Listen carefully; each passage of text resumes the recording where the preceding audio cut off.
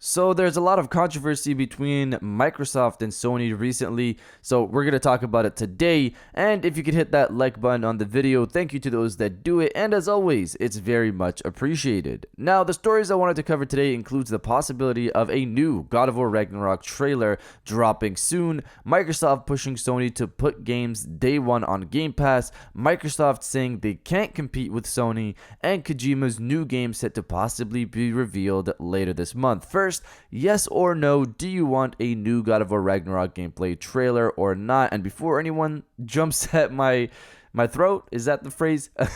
There are people who have seen enough of God of War Ragnarok or don't want to see anything at all. All they wanted to see was the launch date and release date and the pre-order information, and they were good with that. Or there are people like myself who do want a new gameplay trailer because we haven't gotten one. So comment below, yes or no, if you want a new God of War Ragnarok gameplay trailer or not. Let me know down in the comments below. Now, diving into the first story of the video, Kojima's new game reveal. Reading from Twisted Voxel, Kojima Productions game director Hideo Kojima may be looking to reveal his next game project this month at Gamescom 2022. In a recent post on Twitter, Hideo Kojima revealed that he has tentatively finished editing something, likely a trailer for his upcoming game. Given that Gamescom is set to begin on August 23rd, 2022, chances are that his project will have some kind of presence at this event.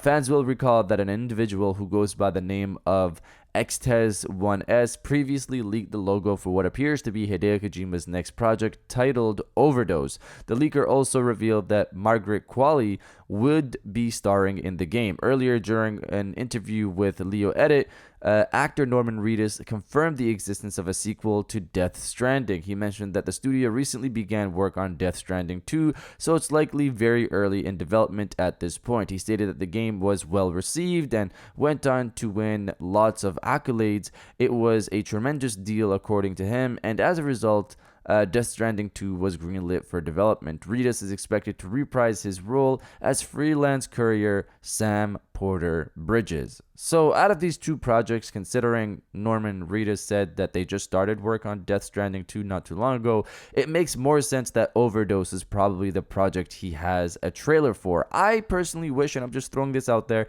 I personally wish those PSVR 2 Kojima rumors are true and we have a small project there ready for the launch of the PlayStation VR 2. Maybe that could also be a trailer, but it makes a lot of sense that this could be Overdose, which regardless of what platform it's on, for me personally, I'm curious to see a new horror game from Kojima. Now, diving into the second story of the video, Xbox can't compete. So recently, during the Activision Xbox buyout investigation process, the courts, we had Sony and Microsoft throwing comments into the ring against and for the buyout. This information comes from the Brazilian courts, so multiple sites are translating different parts of the conversation. Focusing on the piece where Xbox states they can't compete with Sony, reading from Eurogamer, interestingly, the legal paperwork also gives us insight into Microsoft's own perceived market position and its desire to push the game-centric Xbox Game Pass rather than compete directly against Sony's new-gen hardware, refuting claims that the inclusion of Activision Blizzard content in the Xbox Game Pass catalog would represent a tipping point in the market. Microsoft also details its deliberate decision to move away from a strategy of a device-centric business towards a more consumer-centric or gamer-centric service like its subscription.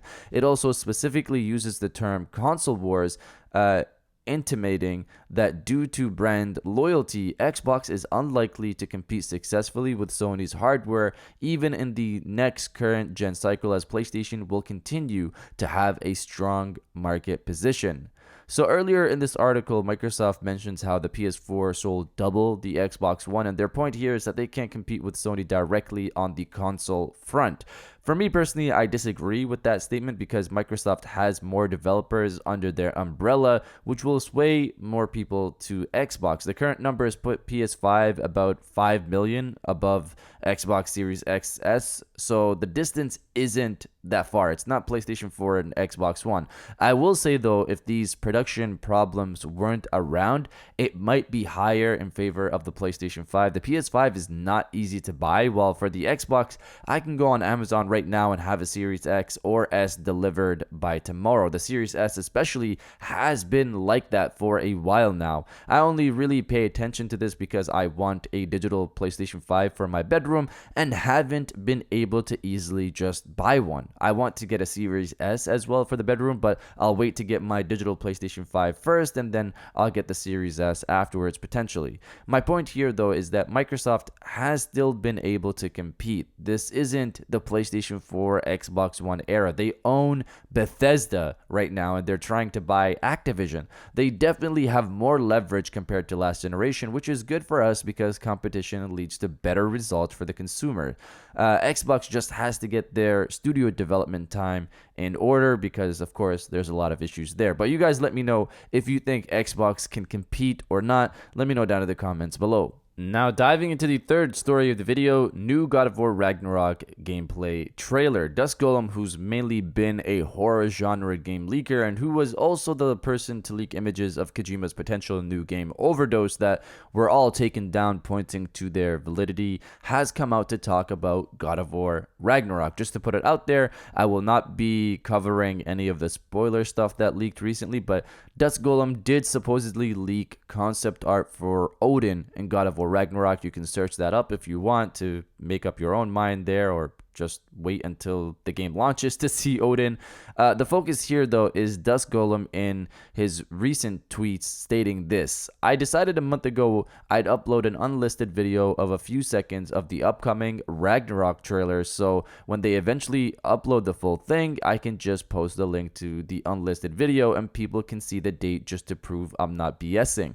But they're taking a long time revealing that trailer. So according to Dusk Golem, there's a new God of War Ragnarok trailer set to go live, but Sony is clearly holding it back for now. We've heard of a potential PlayStation showcase in August. I personally still think September is the time when that's going to happen. But again, God of War Ragnarok could have a state of play of its own sometime soon, similar to Horizon, similar to Ratchet and Clank, Returnal, every other big PlayStation title. The game is a bit over 2 months and a half out from release, so I think it's time Sony finally put out the Ragnarok state of play. And now diving into the final story of the video, day one on PlayStation Plus. So this has been a back and forth conversation that Sony has commented on multiple times and have not changed their position, which is that if they put games day one on PlayStation Plus, it'll diminish the value of the games they make. They wouldn't be able to make the next God of War if it was day one on PlayStation Plus, but Microsoft says otherwise. This is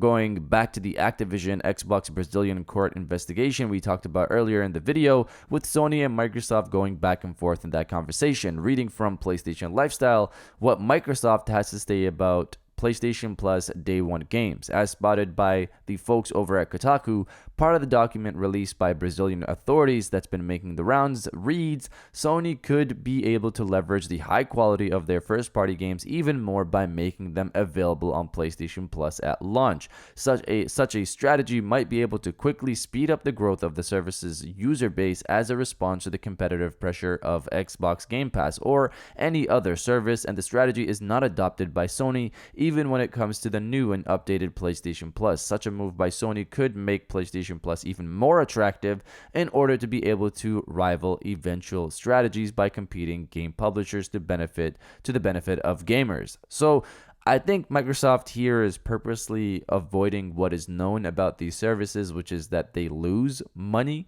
with the eventual hope that they make money at some point when the user base is large enough.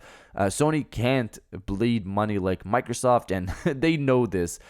So this statement is pretty much pure nothingness, honestly. If Sony decides to put games day one on PlayStation Plus, they'll be competing directly with a company that can bleed money much longer than they can, so I don't see it happening. It doesn't make sense business wise from Sony's end, and what they're saying here is just wishful, like, yeah, just put it on PlayStation Plus and you guys will be able to win just like everyone else.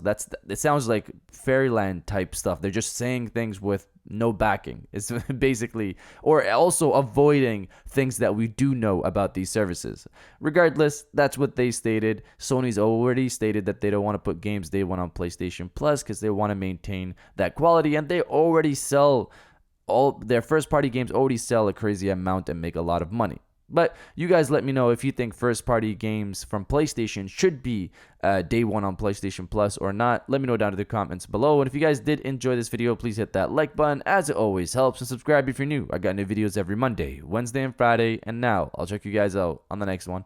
And welcome back to the after show. This is the part of the video where we have a little fun down in the comments below. If you're old, welcome back. If you're new, welcome. For today's thing, what I want you guys to do is the body, obliterate, destroy, and overall harass the comment section with "It's a new week" wink face. You know, if you want to put the emoji on there, you could put the emoji or not. We haven't done emojis in a long time on the channel, so you're welcome to if you want. But this is in regards to another new week. We're nearing the end of August. There's a lot of rumors about a PlayStation showcase, a Ragnarok state of play. Gamescom is around the corner. You know, Kojima's new game. There's a lot of stuff coming out. So it's a new week. We don't know what could happen. Anything could happen. New announcements could come.